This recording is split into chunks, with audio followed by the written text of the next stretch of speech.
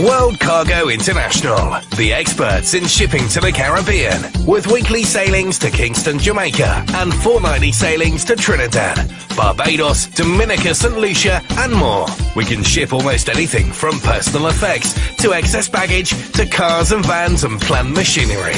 We can even supply containers and barrels direct to your home address. And collection is simple too. We simply come to you.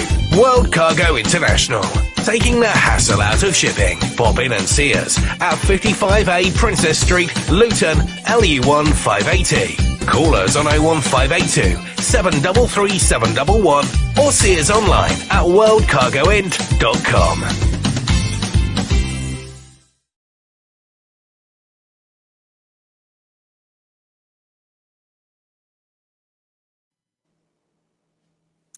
A very good afternoon to you all, our listeners. Thank you for joining us. This is another episode of Empower Hour. We are broadcasting live from our Pamtengo studios. You can see us live on Facebook page, on Twitter, and on our YouTube channel. So for those who are watching us, welcome and thank you very much for taking the time to be with us on our radio station.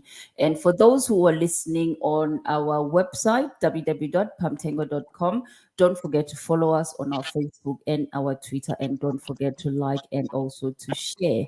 This afternoon, I have a very special guest from our Luton Council, and we're going to be talking about business and the community post-lockdown.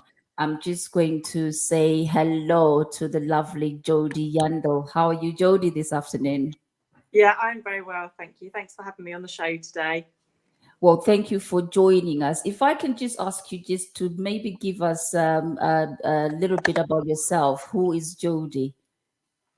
Yeah, great. So I'm the Service Director for Inclusive Growth at Luton Council. And basically what that means is that my job involves making sure that any economic growth that we have in the area benefits the local people, local businesses, and creates kind of equal opportunities for all.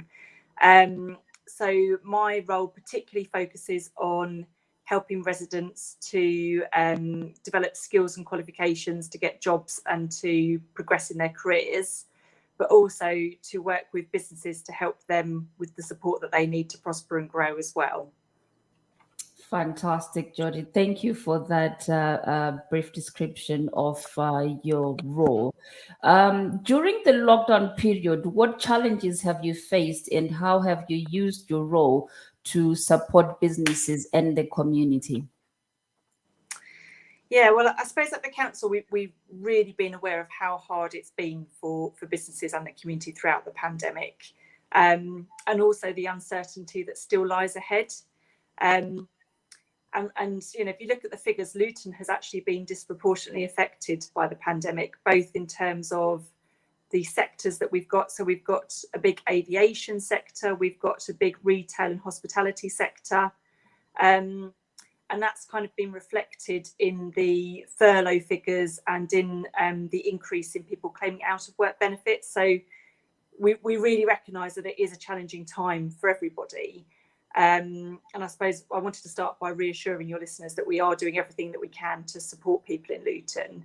And at the start of the pandemic, I suppose kind of from the start to where we are now, things have changed quite a lot. So at the start, it was all about making sure that we were supporting businesses and the community to understand what the government guidance was, what they were supposed to be doing, what the regulations were, and what was expected of them. But also making sure that businesses understood what support was out there. And as the government made announcements around the business grants, it was about really making sure that we got those through the door really quickly and out to businesses, because we were very conscious that, you know, they needed that money. Mm-hmm. So over the last 18 months, I think we've allocated about 11,000 business grants, which totals about £55 million of government funds. So that's been a real kind of push for us. And, you know, as we move forward, we're kind of recognising that we do need to kind of supplement that now with some business support as we're moving into that recovery phase. And then on the other side of that, We know that there have been redundancies. We know that there's residents that are facing sort of uncertain times in their jobs.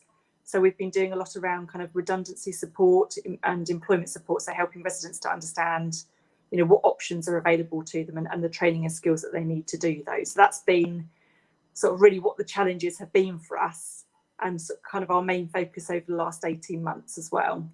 Okay.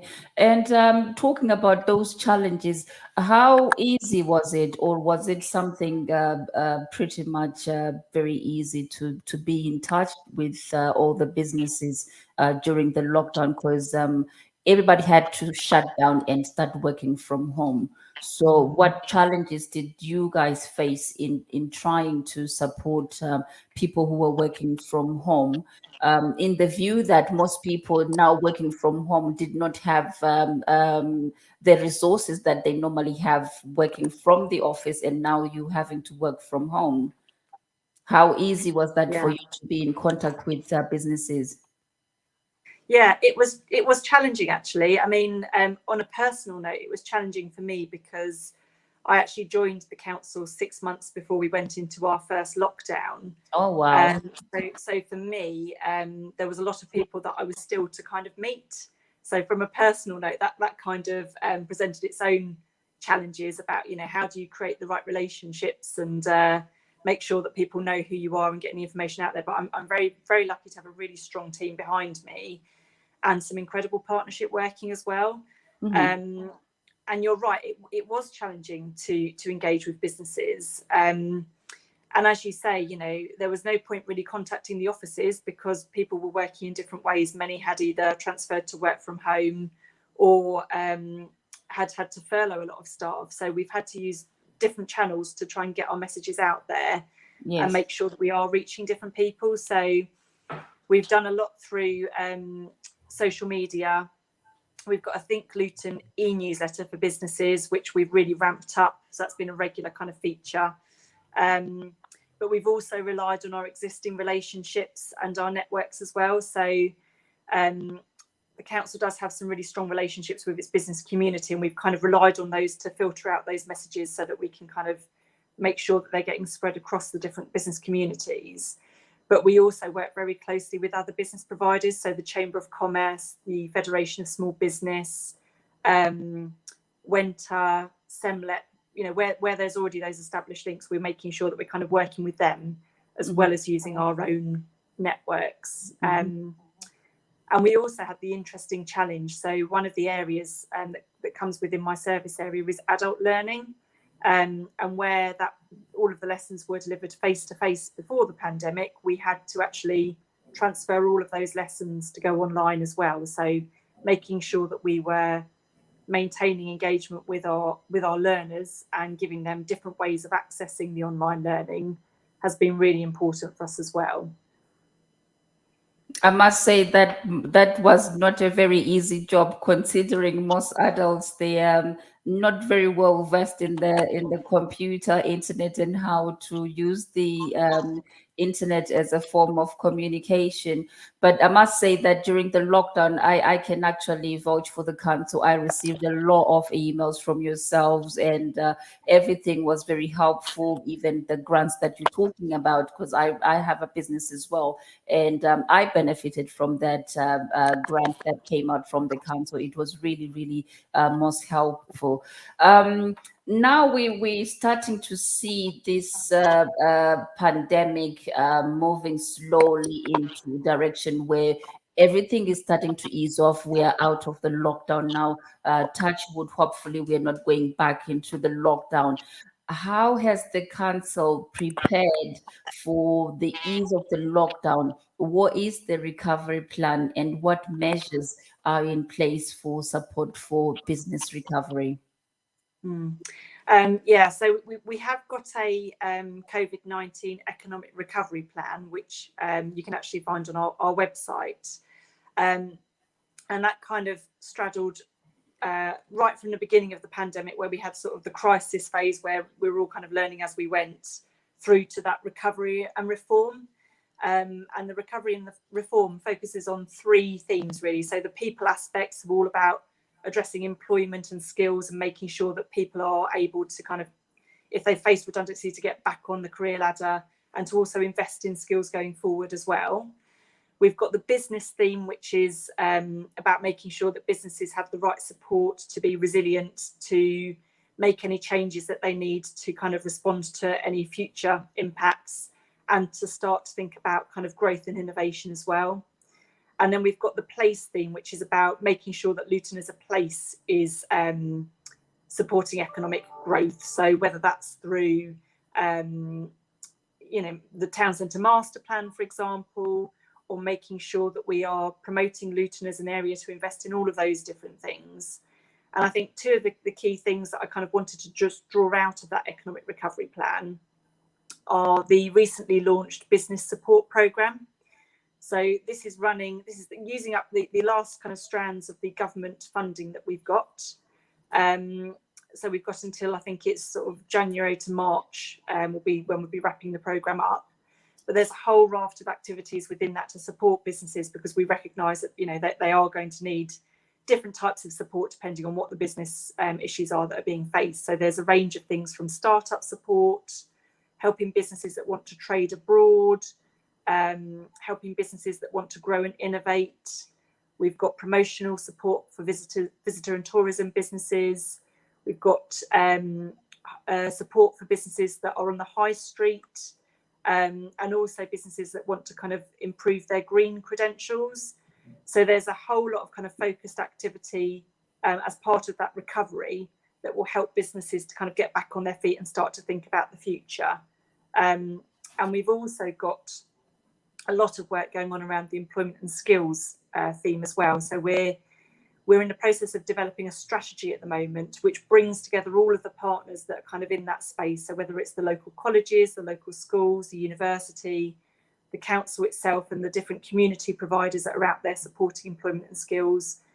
And we're working through what the evidence is telling us about what's needed, what the future skills gaps are, and what we need to be doing as providers to make sure that our residents are kind of ready to grab those jobs and are aware of what the jobs are locally. So kind of lots of work going on within that recovery space. Okay, that was actually going to be my next question. What support is there for those who have lost their jobs? Because we see that a lot of organizations who were trading before the lockdown, most of them have actually shut down, and a lot of people have actually lost their jobs.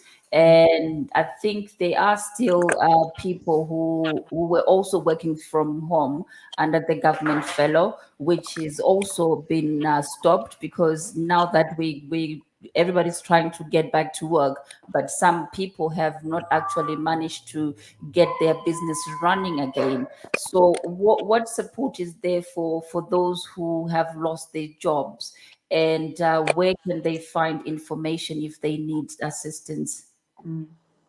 Yeah, I mean, there is a whole kind of suite of programs available for people. The sort of flagship program from Luton is actually called Passport to Employment, and that has a range of different support in place. So people can go there to have help with employability skills, so things like CV writing, interview skills, job searching. But the team will also work with them to identify any skills gaps that they might have and to help them to kind of access different training. So it might be English, maths, it might be access to a new apprenticeship, or sort of, basic skills that they need, digital skills, that sort of thing, to kind of get themselves ready for their next job. But the beauty of Passport to Employment is that we connect up with our local businesses in terms of what vacancies are out there. So we're doing a lot of work, for example, with the airport. They've got a huge recruitment drive on at the moment. They've got a lot of work happening up there, don't they? They do indeed. Yeah, they do. They've got hundreds of jobs coming. Actually, they're doing a massive recruitment drive at the moment for security staff. All right. Next year will be retail, but it can be all different ranges of jobs. So from kind of the entry level right up to those higher grade careers as well. And we put in place partnerships. We have Vauxhall is another one. The council itself, we've got a huge number of vacancies across the council, particularly health and social care. And we run a number of careers fairs in partnership with DWP.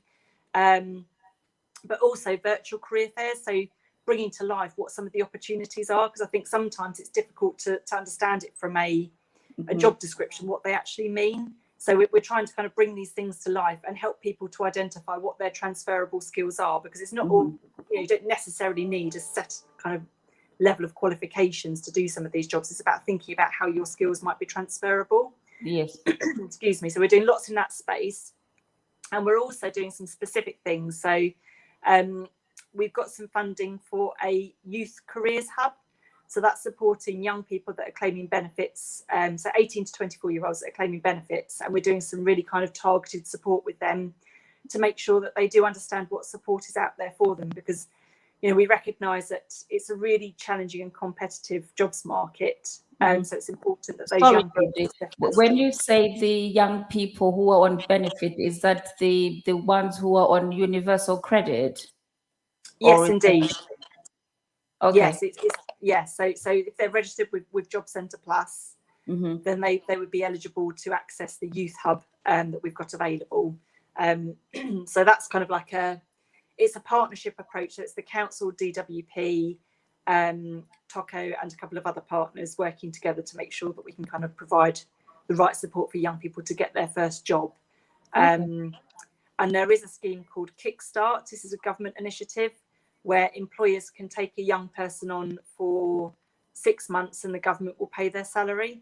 So really trying to get employers to kind of support and take ownership of the fact that these young people are facing those additional challenges in taking their first steps into the labour market. Yes, I've actually heard about the Kickstart, and I've joined. So I am looking forward. I'm going through the process of applying and putting the job vacancies description out there. So I would like to urge all the employers out there who are looking to employ staff for their business. Since we are starting, we can say we are almost like starting all over again, isn't it? Yeah, absolutely. With what's happened with this pandemic, I can say that a lot of people were just having to start all over again and build up the business that we had initially. It's not the same anymore like what we had in the past. So yes, I've signed up for the Kickstart program, and yeah, but I couldn't have afforded to pay for an employee at this moment, to be honest. So I think it's a really, really great initiative that the DWP are offering. And I'll urge all people out there with businesses who are looking to employ young ones and give them a stepping stone into finding employment for themselves. I'll put up the details on our social media as well for people who are wondering what we were talking about. And also it would help, Jodie, if all these programs that you've mentioned, if you can email me, then we can put them out there for our listeners and also for the people who are watching us, so that they can easily reference and go and see what opportunities are out there for them to get back into work, to rebuild our Luton. I'm proud to be in Luton. I've lived in this Luton since I came to the UK. So yes, anything I can do to help our community get back and thrive again, I'm up for it. Fantastic, thank you. Yeah. You've mentioned the organizations that you're working with, which is the people like the London Luton Airport, Vauxhall, programs with the DWP, and the healthcare sector. I don't know if I missed any of them, but we can always recap that and put that back on our social media. Coming on to Brexit. Has this affected the plans that you have in place for the business recovery for post the lockdown? Has Brexit made any effect to that or not? Yeah, well, it's been an interesting time with Brexit happening halfway through the pandemic. It's certainly Yes. something that I don't think any of us ever thought would, something would dwarf Brexit. We did, when Brexit was kind of being implemented at the beginning, we did a lot of work around making sure that businesses were ready for it. Yes. and also our residents, actually, because Luton has a lot of EU residents, so making sure that they were aware of the changes that they needed to make with the register. So there was a lot of communications that went out, again, using the same methods. And we've worked really closely with a couple of local agencies. So again, Chamber of Commerce and SEMLEP have done a lot of work in this space to help businesses be Brexit ready. And that's been in the lead up to Brexit, but also in the months that followed it, to make sure that that transition was happening. And, you know, there was a lot of kind of one-to-one and in-depth support around trade, around supply chains and staff recruitment. But interestingly, I think some of those issues have now kind of converged, because actually some of the issues that we've been presented with COVID are similar to those that we were anticipating we would face with Brexit. So we've kind of twin-tracked them now and merged them into kind of just the general business recovery programme. So, for example, we do have a support programme for businesses that want to explore kind of exporting and global trade. But there's other things that have kind of come into the mix as part of the reform that have also had a massive impact on how we kind of structure our recovery. So the climate crisis, for example, that's had a massive influence on now how we look at business recovery and how we recover and reform in a way that is better than what we were before.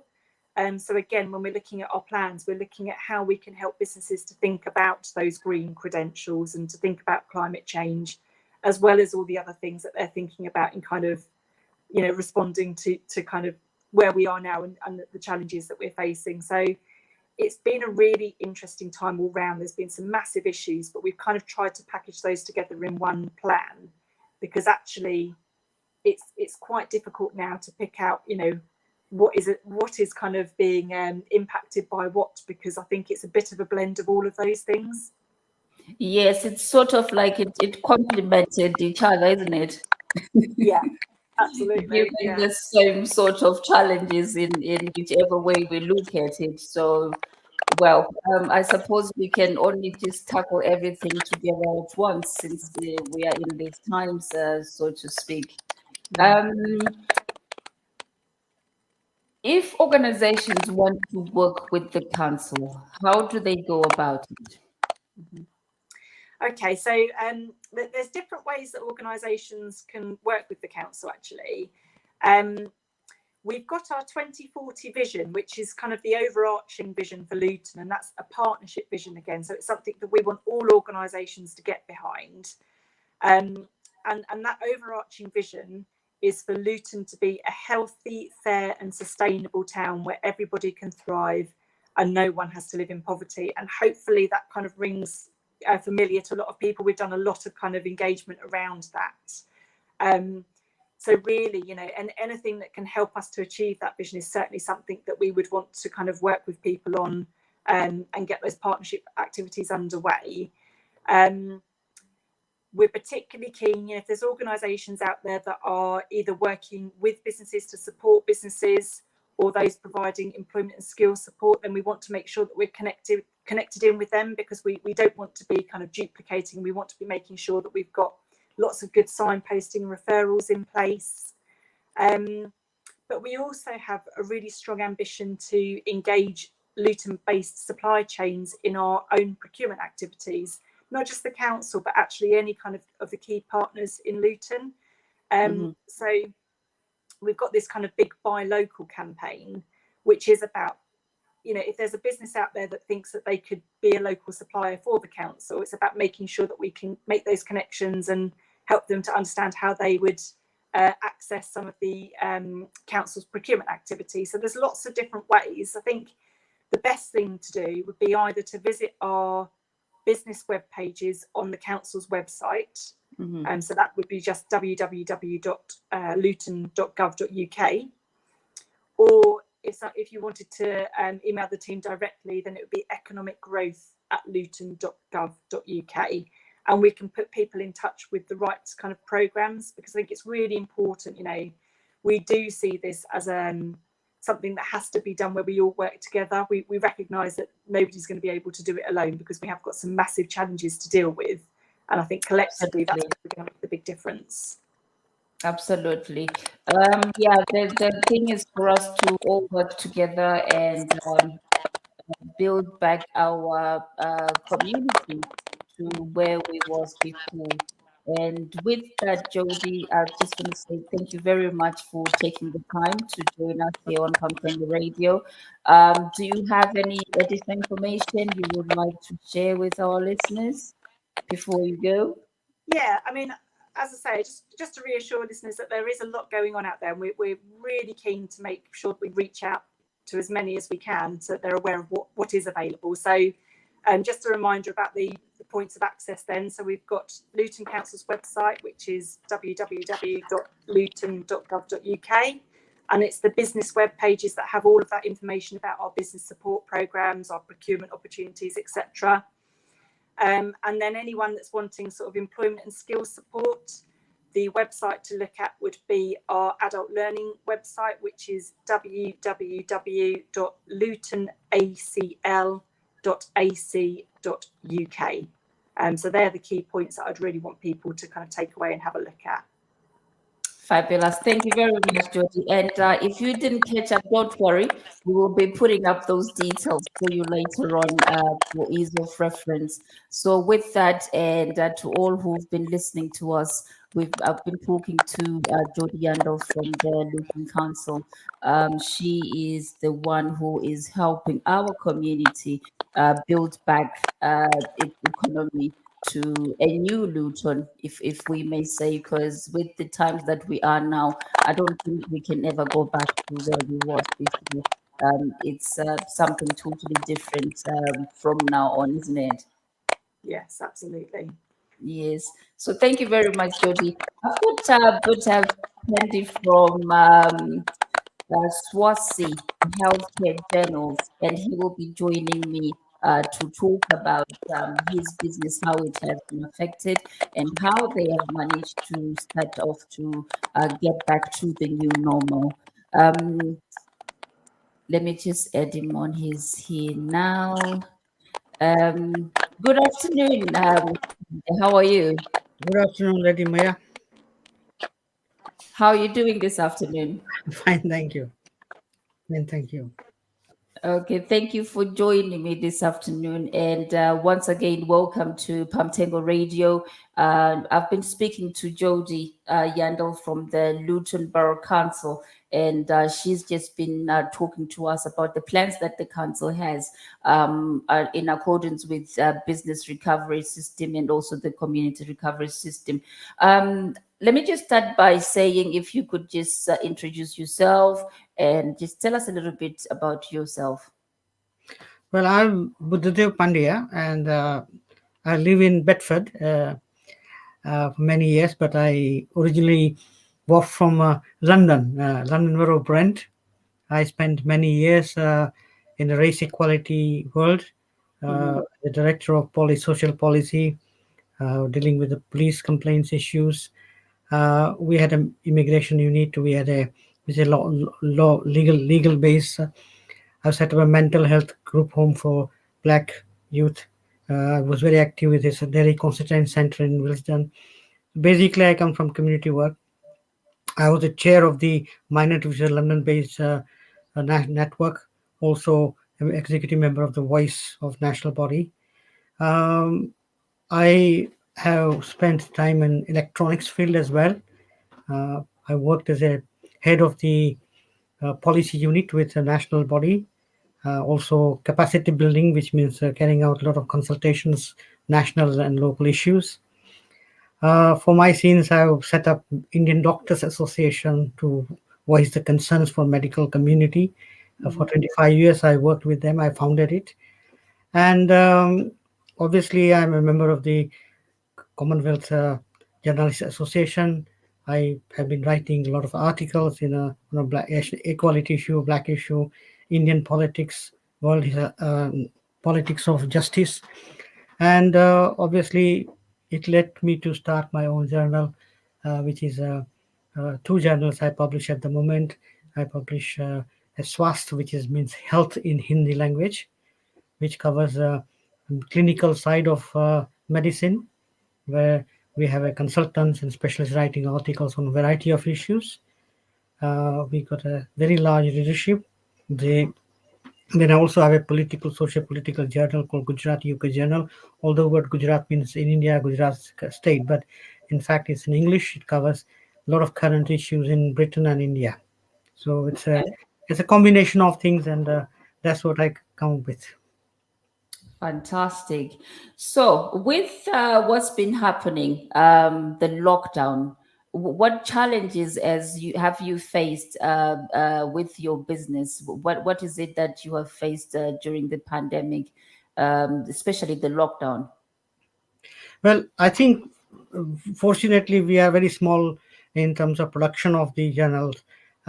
We have a lot of volunteer doctors who write articles, but the Mhm. pressures on all the people who contribute has been great, because the medical doctors are in terms of emergency medicine and regular GP surgeries. I think there are enormous pressure. I have to say that when I ring them up and say, yes, we'll have a fantastic article, so I draw down the parameters of what I want, and yet they can't find time to put pen to the paper because it's so much tiring for them. Mm. Uh, because of that, also the sponsors sometimes back off. Uh, Yes. yeah, so that is a main area of concern.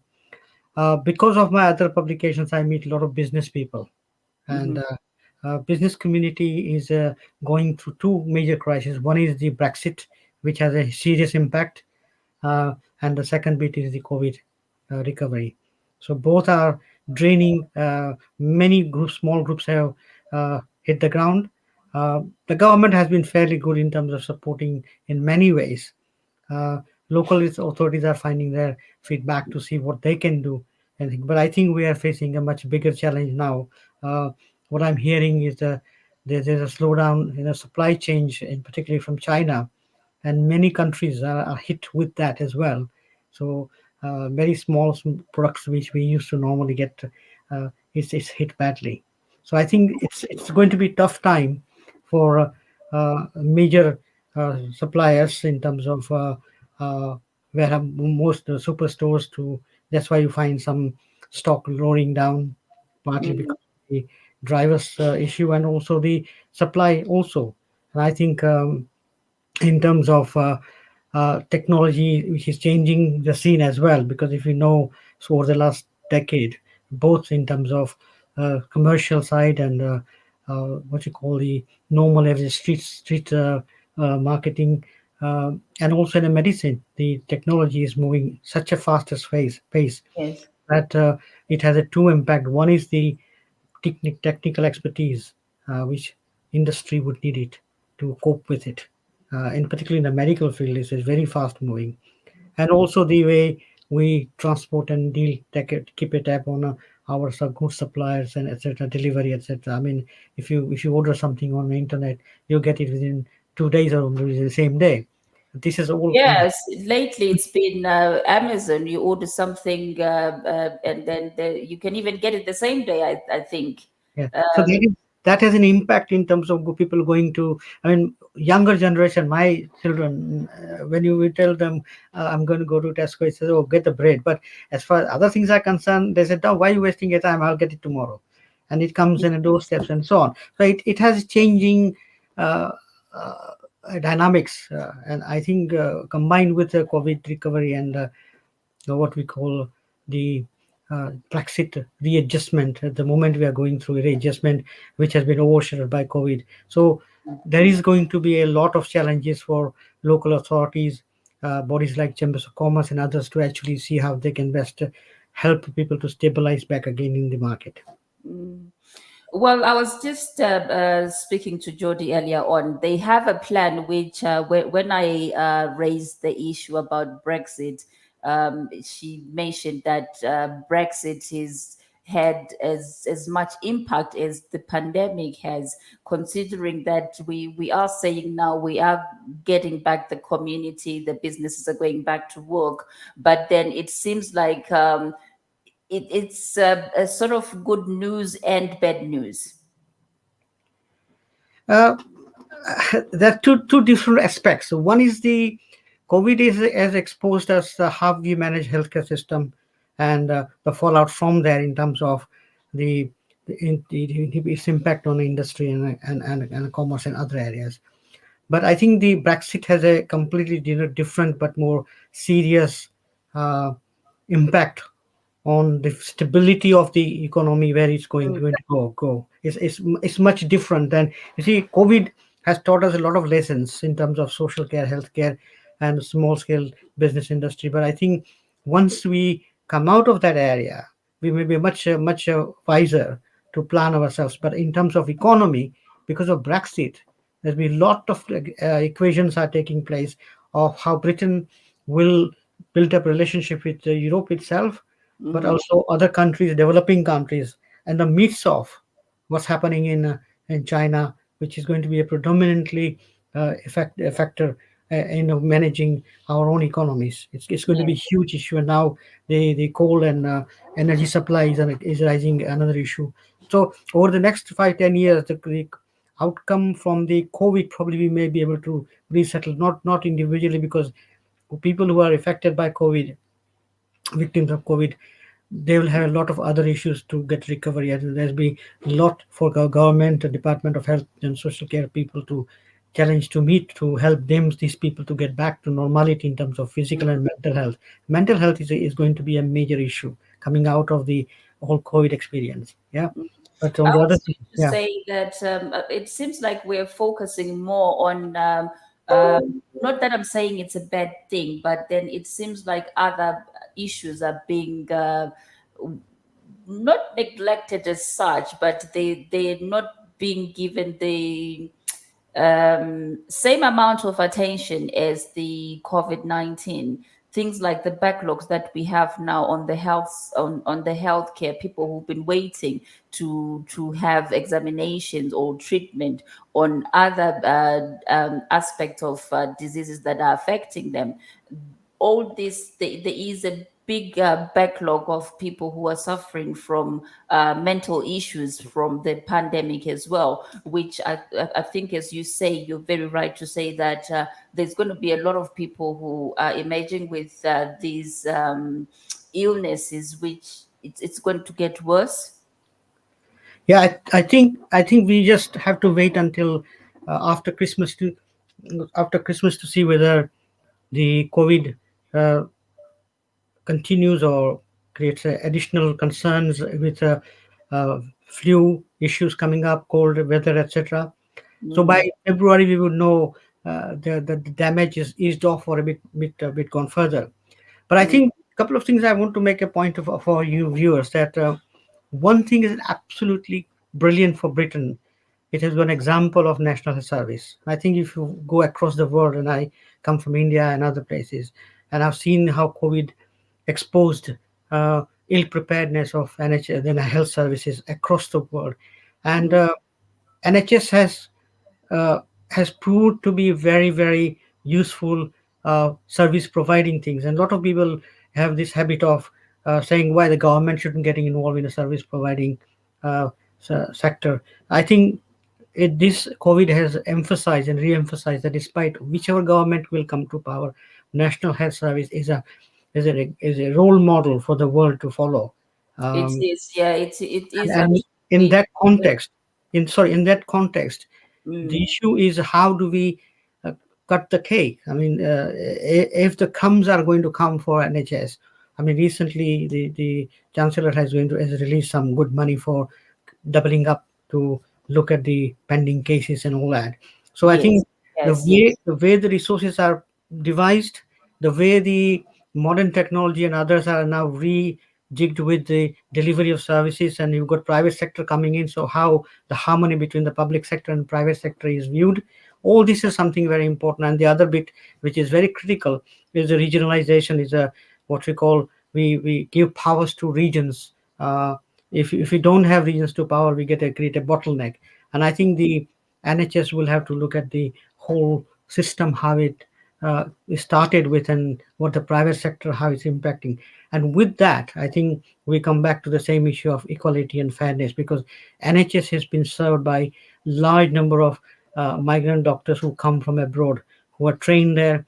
They give up their social and public life, and they come and serve this country, and they enormously contribute to survival and development of NHS. And I think they are under huge stress in terms of GP services, in terms of a lot of consultants and surgeons. I meet them virtually every day, speak to them. So I think as a community, I think we need to rally around our own medical professionals to say thank you very much indeed. And nurses, I mean, they do fantastic jobs. It doesn't mean that others don't do that, but I think the NHS has historically proven that without the international doctors and nurses, the NHS wouldn't be here what it is now. Yeah, well, I couldn't agree with you more. So now, with us celebrating Black History Month, the relevance, the roles, the equality as a race, as us Black people, what are we doing to encourage this? Sorry, this equality within Britain itself? What is your opinion of that? Well, I think if you look at back in 60s and 50s and those times, the early generation were just struggling to survive.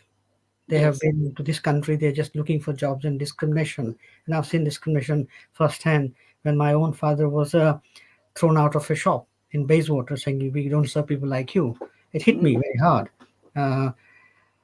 And in a medical community, I've seen discrimination in institution which really treats it bad. But I think if you look at those battles, we look at the different generations have to have a different level of tackling those issues. That's why you see in 60s and 70s. I mean, I remember in Brent, we started a supplementary school and many projects to support Afro-Caribbean communities and the children and youth. I started. I was involved with the Black youth. So we had a youth clubs, about 15 centers run across, and where we were helping Black children to become more, self-confident, identity of themselves. They're part of that thing. And there's a problem hugely saying a child who is born with a mixed parents, culturally where they stood. There's a huge issue with that. And some of the children who grew up in a totally Black community, when them to feel confident when they go for jobs in a cities. So those challenges we had faced it. The generation which is now going out has got a complete different perspective. But yet, if you look at around, in those days there was many Indian, Pakistani centers, and then it became the religious centers and cultural centers, and we still, all of us, are looking for what we call the roots. We want to belong to the roots, but not just belonging to roots, but it has to have some meaning. In the old days, because you came from Caribbean island, you came from India, you had some natural understanding and instinct. But then a generation which grew up in this country, they need to relate to their roots with a purpose and meaning and understanding. Because you see, all this battle is about claiming your space in Britain as a citizen. You want dignity, you want to be part of something, and if you want to achieve something, you want to be building upon the track record of your parents and grandparents and so on. So I think there is a much bigger challenge for all of us, the new generation, particularly who are now looking back to say what is going to be our roots. Because you see, if you look at this diversity we have now, you see, if you're going to look at the Luton, if you look at many major cities now, there are many.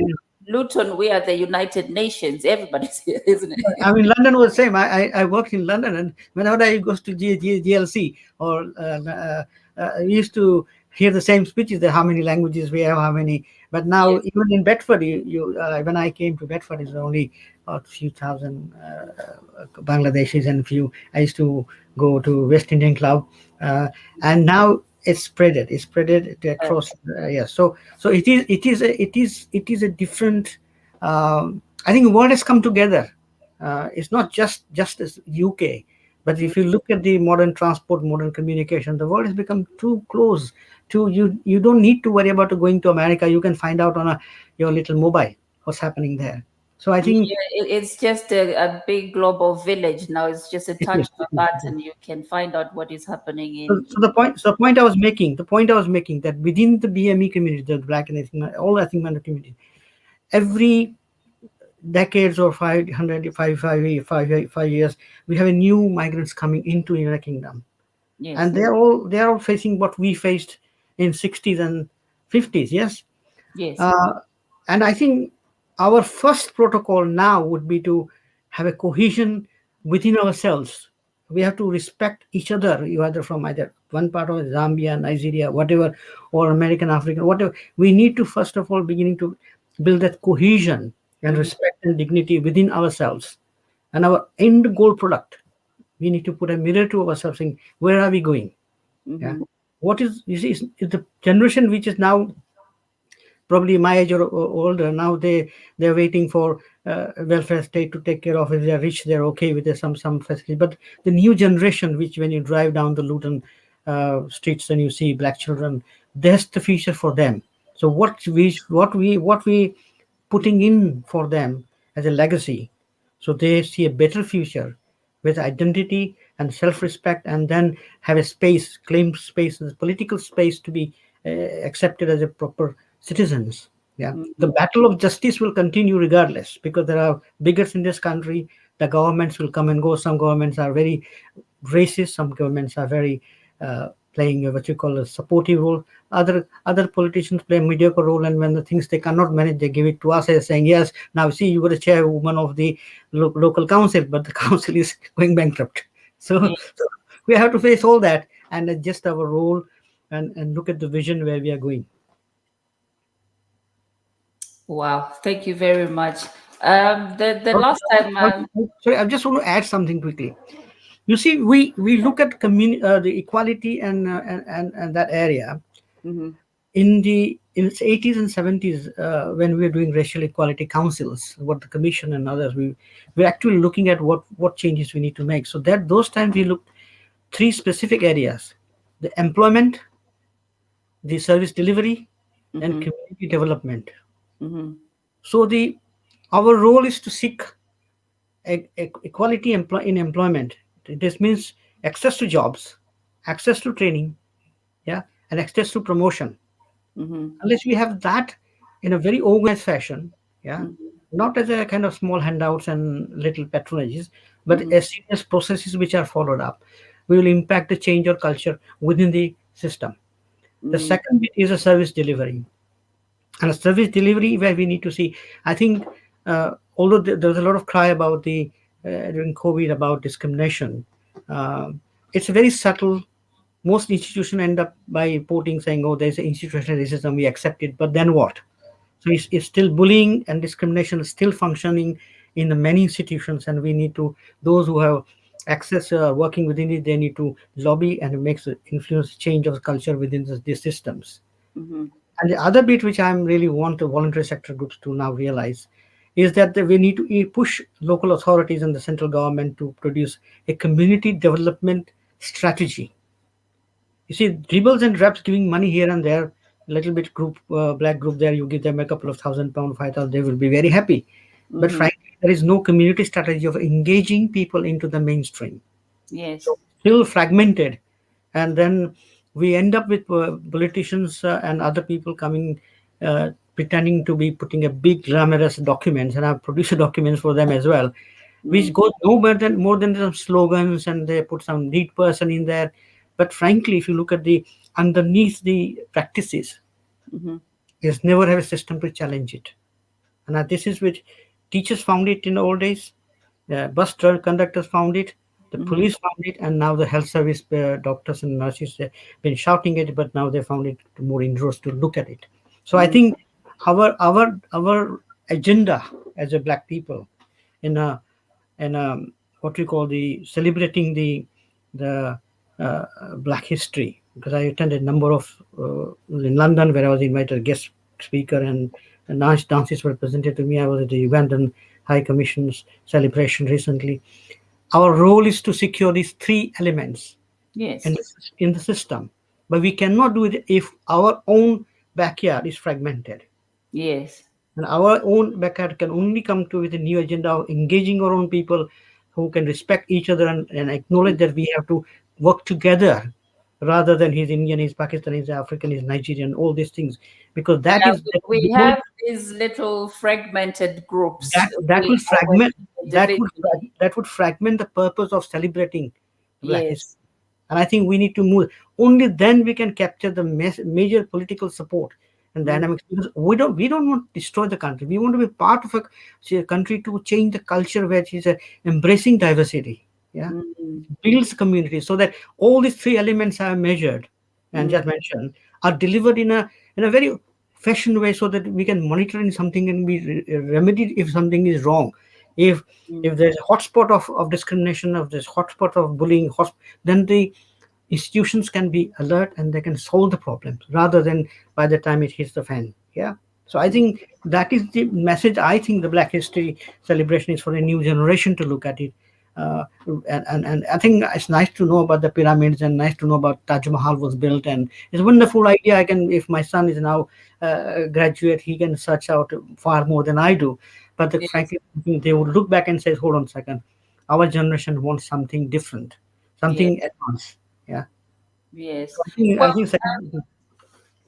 Thank you for that. And I pretty much agree with what you're saying, that as a Black people, we first need to come together ourselves and work together. There is a lot that is being done by our governments to ensure that there is equality and everybody is treated the same and fairly. It's starting to trickle. We're starting to see our own people, our own kind, people who look like us in those places of power, in the highest level of power. But we need more than that. We need it to be happening more. And it only starts with us as Black people pushing for these systems to be put in place. a last point. Together. Sorry, a last point. May be unpopular for that, and apologize if I upset anyone.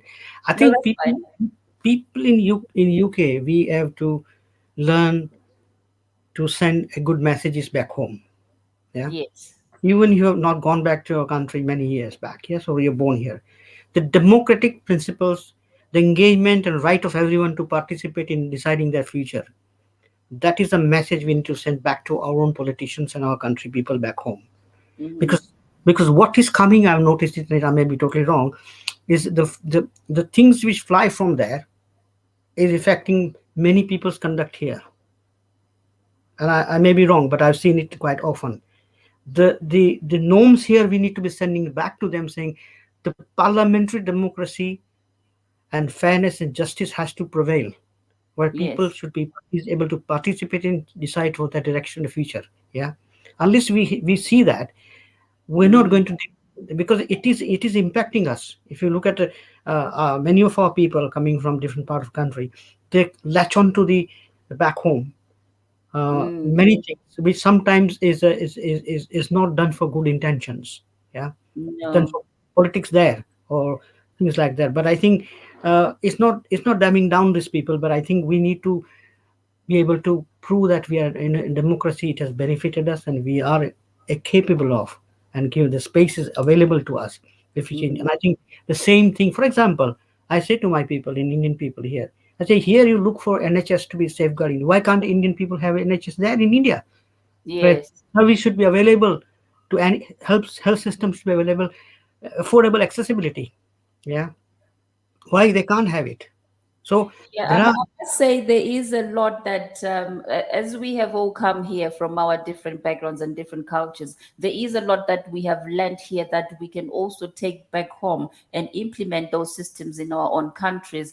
But like you say, it's not as easy as it is, isn't it? No, it is not. But it's the attitude, it's the way we conduct ourselves. If you look at people like Mahatma Gandhi and Indian Prime Minister Nehru and many other leaders, they're all educated in England, Of Britain, course, yes. lawyers, and they went back to India and said, "Oh, this is what we want, a democracy."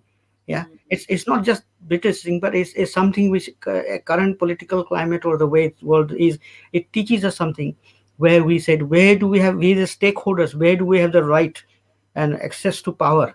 Yeah, we Yes. contribute to the power change so that we can decide what a nation should be in the future should be.